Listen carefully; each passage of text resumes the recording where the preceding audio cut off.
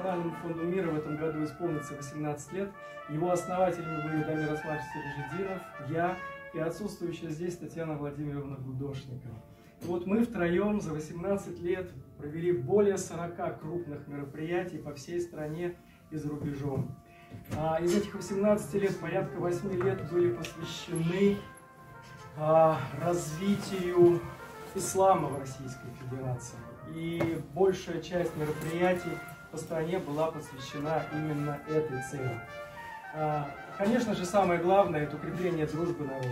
Самое главное – это межконфессиональное, межнациональное мир и согласие, ради чего мы трудимся и до сих пор.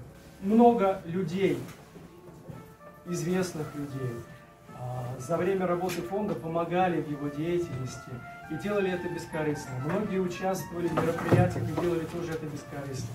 И мы считаем, что те люди, которые творят добро, те люди, которые цементируют мир, согласие и дружбу, и не просят за это никакой награды, все равно они достойны этой награды. И добро должно быть обязательно вознаграждено. Именно поэтому некоторое время назад мы учредили так называемый «Золотой знак миротворца». И он вручается настоящим меценатам, настоящим энтузиастам, настоящим миротворцам.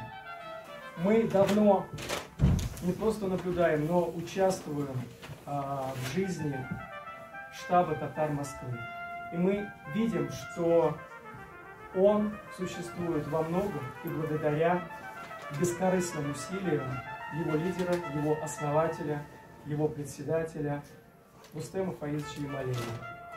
И Высший совет Национального фонда мира счел важным причислить к лику кавалеров Золотого знака «Миротворец» вашего уважаемого руководителя и председателя.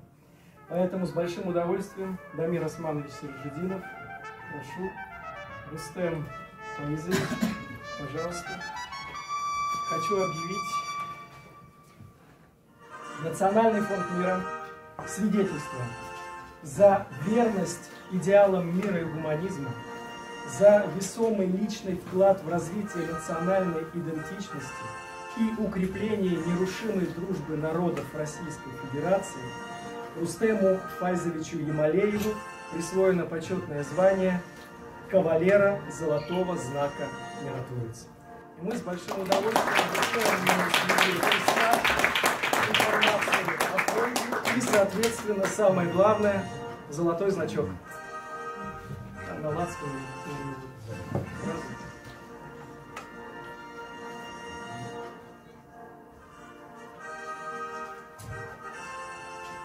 Свидетельство номер 8. 8 человек во всем мире. Спасибо.